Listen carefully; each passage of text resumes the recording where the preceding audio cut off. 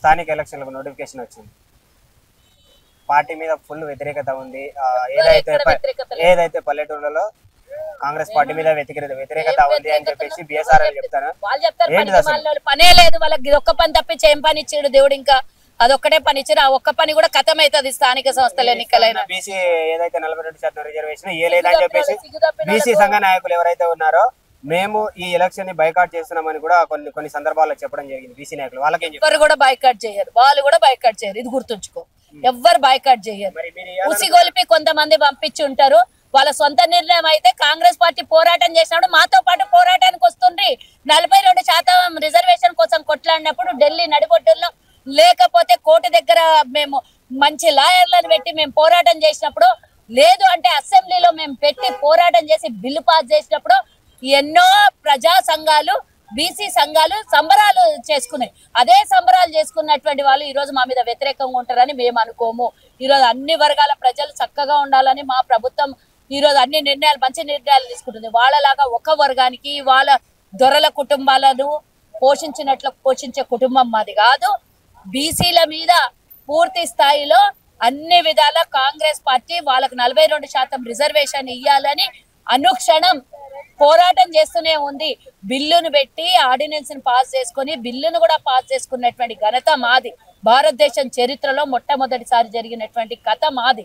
మీకు మాకు తేడా ఉంది. రాహుల్ గాంధీ గారు పదే పదే ఈ కిత్నే భాగేదారి ఉత్నే హిస్సేదారి అని రాహుల్ గాంధీ గారి పోరాటానికి పునాది తెలంగాణలో పడ్డది. ఈ రోజు వాళ్ళు అమలు చేయలేదు కాబట్టి 3400 కోట్లు కేంద్రం నుంచి వచ్చినటువంటి నిధులు వాపసు పోతే, ఇంకా ఆలస్యం చేస్తే గ్రామ పంచాయతీలకు దక్కాల్సినటువంటి హక్కు కూడా ఆర్థిక సహాయం కూడా పోతుంది అనే ఉద్దేశంతో మేము ఎన్నికలకు కోర్టు ఇచ్చినటువంటి ఆదేశాలు కూడా ఉన్నాయి. ఇమీడియట్ గా ఎన్నికలు జరపాలి కాబట్టి ఉన్నటువంటి రిజర్వేషన్ తో ఈసారి ఎన్నికలకు పోవడము, పార్టీ పరంగా కూడా రిజర్వేషన్ కల్పించడం జరుగుతుంది అనుకుంటాను నేను. ఈ విధంగా ఎన్నికలకు పోతాం. అధికారికంగా ఎన్నికలు 42% రిజర్వేషన్ రావాలనే మేము కోరుకుంటున్నాం. లేకపోతే ఇన్ని రోజులు ఆలస్యం చేయాల్సినటువంటి అవసరం మాకేముండే?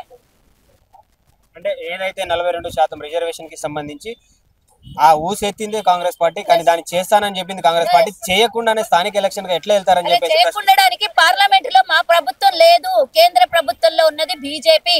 ఇక్కడ ఒక ఇద్దరు మరి నేను అనొద్దేమో కానీ దున్నపోతుల్లాగా 2 మినిస్టర్లు ఉన్నారు. ఆ మినిస్టర్లకి కేంద్రంలో మాట్లాడి బిల్లును పాస్ చేయమని ఒక బీసీ మంత్రినే ఉన్నాడు కదా, కేంద్ర సహాయక శాఖ మంత్రి. ఏం చేస్తున్నాడు? వాళ్ళ ఎమ్మెల్యేలు కూడా అసెంబ్లీలో ఒప్పుకున్నారు కదా, వాళ్ళు కూడా బిల్లుకు ఆమోదం తెలిపారు కదా. మరి ఇదే బిల్లును తీసుకొని పోయి పార్లమెంట్ లో పెడితే పార్లమెంట్ లో కనీసం చర్చ జరుగుతుండే కదా. ఈ రోజు లేకుంటే రేపనే బిల్లు పాస్ అవుతుండే కదా. ఆ చర్చకు కూడా కనీసం పార్లమెంట్ లో వీళ్ళిద్దరు మాట్లాడలేదు. ఎందుకు? మా నాయకులు మాట్లాడిండ్రు, పార్లమెంట్ ముంగల ధర్నా చేసిండ్రు, ఢిల్లీ వేదికగా ధర్నా చేసినాము. మీకేమైంది? మాయ రోగము. కేంద్రంలో అధికారంలో ఉన్నారు, తెలంగాణలో 8 మంది ఎంపీలు ఉన్నారు, 8 మంది ఎమ్మెల్యేలు ఉన్నారు. మీకేం మాయ రోగం వచ్చింది? నేను అదే చెప్తున్నా, ధర్నా చేసి మేము బిల్లు పెట్టమని ధర్నా చేసినాము. ఏదైతే కాంగ్రెస్ పార్టీకి సంబంధించిన 8 మంది ఎంపీలు ఉన్నారో రిజైన్ చేసి మాకు ఇది చేస్తేనే మేము ముందు ఎలక్షన్ రిజైన్ చేస్తే నేను ఆగాగు 8 మంది రిజైన్ చేస్తే బిల్లు పాస్ అవుతుందంటే చెప్పండి, నడువుండి ఇప్పుడు 8 మంది ఎంపీల దగ్గర పోదాం. బిల్లు పాస్ అవుతుందని మీరు ప్రమాణం చేయండి. 8 మంది ఎంపీలు రిజైన్ చేస్తే మేము బిల్లు పాస్ చేస్తామని మీరు ప్రమాణం చేయండి. ఇప్పుడు మా వాళ్ళు ఏ త్యాగానికైనా సిద్ధం ఉన్నారు, మీరు బిల్లు పాస్ చేస్తారని ఫస్ట్ రాసేయండి. వాళ్ళు రేపు పొద్దున్నే రాజీనామా చేస్తారు, మీరు బిల్లు పాస్ చేస్తారా? ఈ ఛాలెంజ్ కి సిద్ధంగా ఉన్నారా? చెప్పమనండి వాళ్ళకి. చెప్పండి. ఉండి పోరాడతామా, రాజీనామా చేసి పోరాడతామా? అంటే రాజీనామా చేసి మళ్ళీ ఏదైనా దొంగ ఓటు చోరీ చేసి మళ్ళీ ఎన్నికలకు పోదామని చూస్తారా? ఈ దొంగలకు పని పాట లేదా?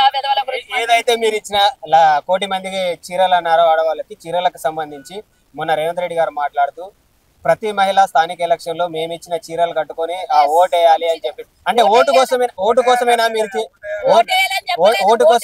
చీరలు ఇచ్చేది? ఓటు వేయాలి అన్నా కూడా తప్పు, పర్వాలేదు. నేనేమంటున్నా, ఒక నిమిషం ఉండవు. నేనేమంటున్నా, రేవంత్ రెడ్డి గారు యూనిఫామ్ గా రాష్ట్రం మొత్తం నా ప్రజలు నా కుటుంబం లాగా ఉండాలి. ఈ రోజు రేవంత్ రెడ్డి గారు ఇచ్చినటువంటి ఈ తెలంగాణ ప్రభుత్వం ఇచ్చినటువంటి చీర కట్టుకొని మేము యూనిటీగా ఉన్నామని చూపించుకోవాలని చెప్పిండు. అది తప్పేమున్నది? ఎస్, బరాబర్ గా అధికారంలో ఉన్నాం. మేము ప్రజలకు ఇచ్చినటువంటి వాగ్దానాల్ని నెరవేరుస్తున్నాం. వాళ్ళు ఈ రోజు చక్కగా చీరలు కట్టుకొని ఓటేసి వస్తే మేము మీకు సంకేతం ఇస్తున్నాం, మేము అభినందనలు తెలుపుతున్నాం అనే సంకేతం రావాలని చెప్పారు తప్పించి ఓటేయాలని అట్లా బహిరంగంగా చెప్తాం. ఓటేయాలంటే ఇళ్లలో పోయి చెప్పండి రాదా మాకు? ఏదైతే మహిళలకు ఇచ్చిన మీరు ఏవైతే చీరలు ఉన్నాయో ఓన్లీ సంఘంలో ఉన్న వాళ్ళకు మాత్రమే చీరలు ఏదైతే మీరు అన్నారో అది ఓన్లీ సంఘాల వాళ్ళకి ఇస్తున్నారు. మిగతా మహిళలు కాదు. వాళ్ళు ఎవరు చెప్పారు? ఆ విధవలకి పనికి మాలిన వాళ్ళకి 1 కోటి మంది మహిళలు సంఘాలలో లేరయ్యా బాబు. 1 కోటి మందికి ఇస్తున్నాము. రేషన్ కార్డు ఉన్న వాళ్ళకి అందరికి ఇస్తున్నాము. రూరల్ ప్రాంతాలలో ఇస్తున్నాము. ఎందుకు ఇది రూరల్ ప్రాంతాలలో, గ్రామీణ ప్రాంతాలలో ఎందుకు ఇస్తున్నామంటే ఇంకా మిగతా చీరలు తయారు కాలేదు. మిగతా చీరలు ఉమెన్స్ డే వరకు మార్చి 8వ తారీఖు వరకు మిగతా చీరలు కూడా హైదరాబాద్ లో ఇస్తాము. అంటే గతంలో బీఆర్ఎస్ గవర్నమెంట్ బతుకమ్మ అని ఏదైతే తెలంగాణ పండుగకు సంబంధించి పెట్టుకొని ఇచ్చారు. ఆ చీరలు ఆ చీరలు పేరు పెట్టి ఇవ్వడానికి గల కారణం ఏంటంటారు? ఇందిరమ్మ రాజ్యం ఇది. ఇందిరమ్మ రాజ్యం. వాళ్ళు పెట్టిరని బతుకమ్మ పెట్టాలి, వాళ్ళు పెట్టిరని ఎల్లి పెట్టాలి, వాళ్ళు పెట్టిరని మళ్ళీ పెట్టాలా? ఆగు, వాళ్ళు ఇచ్చిన చీరలు ఎవరైనా కట్టుకున్నారా నాకు అది చెప్పాలి ఫస్ట్. వాళ్ళు ఇచ్చిన చీరలు ఎవరైనా పండుగ అంటే అడ్డం దుడ్డం చీరలు ఇచ్చి మీ బతికింతే 50 రూపాయల చీరలు కట్టుకోండి అని ఇచ్చి ఆ చీరలు కట్టుకోమంటారా? ఆ చీరలు కట్టుకోమంటారా? మేము ఇచ్చిన నాణ్యమైన చీరలు ఎప్పుడైనా కట్టుకోవచ్చు. మీరు ఇచ్చిన చీర భర్త తేలేడు, కొడుకు తేలేడు అని అవమానించినట్టే కదా. మేము ఇచ్చినాం కేసీఆర్ అన్నాడు చూడు రాజయ్య, మొగల్లాగా ఇస్తున్నాడు ఏమేమో మాట్లాడారు కదా. వాళ్ళని నేను అట్లా అనట్లేదు, కానీ నేను ఒక మాట చెప్తున్నా. మీరు ఇచ్చిన చీరలు పండగ రోజు తెలంగాణ మహిళల్ని అగౌరవపరిచినట్టే. 50 రూపాయల చీర కట్టుకోండి అంటే మీ బతికింతేనా అని చూపించారు. మేము ఈరోజు మా అభిమానాన్ని, మా గౌరవాన్ని, మా ఆత్మ గౌరవాన్ని దెబ్బతినకుండా మా ప్రభుత్వం ఇస్తుంది ఈరోజు. అంటే మీరు వాళ్ళైతే పండగలకి ప్రభుత్వం ఇచ్చిన చీరనే కట్టారు. అందరు తెచ్చుకుంటారు. ఏ పేదోడైనా అప్పు చేసేనే చీర తెచ్చుకుంటాడు. ఒక పండగ పేరు మీద బతుకమ్మ చీరలను ఇచ్చింది, కానీ మీరు ఇందిరమ్మ పేరు మీద ఇవ్వడానికి గల కారణం ఏంటి? తెలంగాణలో ఏ పండగ పేర్లు లేవా? ఇంకా కొత్త పండగలు ఎందుకు? ఇందిరమ్మ ఇండ్లు ఇస్తున్నాము అంటే పండగ పేరు పెట్టాలా? ఇందిరమ్మ ఇల్లు ఇస్తున్నాము. ఇందిరమ్మ పేరు పెట్టాలా? పండగల పేర్లు పెట్టినామా? గతంలో ఎప్పటి నుంచో భారతదేశ ప్రధాని ఆమె. ఈరోజు తెలంగాణ రావడానికి కాంగ్రెస్ కారణము. ఈరోజు ఇందిరమ్మ రాజ్యం అని మేము పేరు పెట్టుకొని ముందుకు పోతున్నాం. కాబట్టి ఏది చేసినా ప్రతి పథకం మీద ఇందిరమ్మ, రాజువు, నెహ్రూ, గాంధీ ఇలాంటివి ఉంటాయి. మాకు దేశానికి స్వతంత్రం తెచ్చిన వాళ్ళు, తెలంగాణ ఇచ్చిన వాళ్ళు.